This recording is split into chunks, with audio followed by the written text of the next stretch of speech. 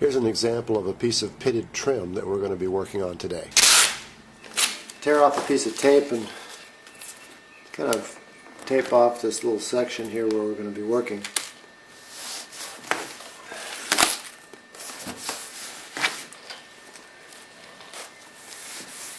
This area right in here you can see is the old surface, and this is the surface that's actually been burned off by the sun. It actually oxidizes and becomes porous. So what we're going to do is put some wipe-on real thin coats over and over again in order to build that back up. First thing we'll do is clean this, because we need to get any kind of oil or the conventional oily Armor All types of treatments off and get that surface really open.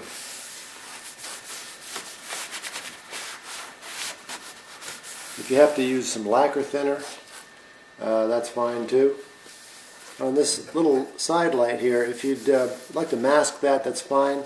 If you don't, we can use the cleaner, which is actually a remover that will take it off that lens without hurting the lens any. So I normally just don't really mask, but if you really want to, you can. You just dip your brush.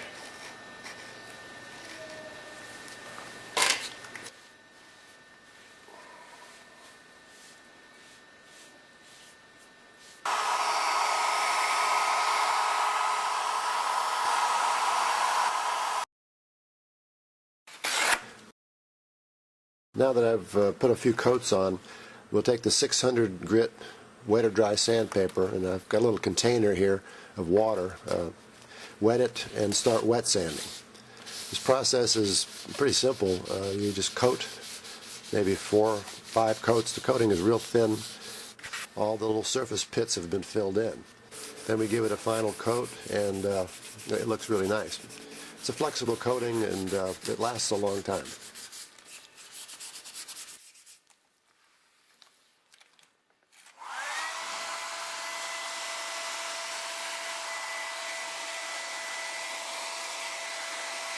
What you need to do now is to keep sanding until this little pattern or texture goes away. And that's, after you've done that, that's actually restored the surface of this rubber material. Keep sanding, and then if you sand through the coat, then you can keep adding more coating. You keep adding the coating and sanding until it's perfectly smooth. As you apply the coating, use the hair dryer to break the surface bubbles. The coating forms little tiny bubbles, so don't dry as you're applying the coating. Just pass it over it to break the little bubbles.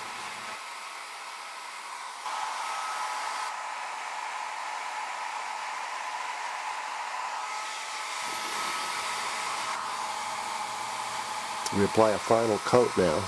And you can see the nice satin finish that's come up. The surface is real smooth. Again, little bubbles form, just break them with the hair dryer. At this point, they go away by themselves. Here's what we started with, and here's the end result. To remove any of the coating that's gotten onto your bumper, just apply the remover that's supplied in your kit, wait a few minutes, and wipe it right off. If you have any questions, call Paul Miller at 678-978-6995.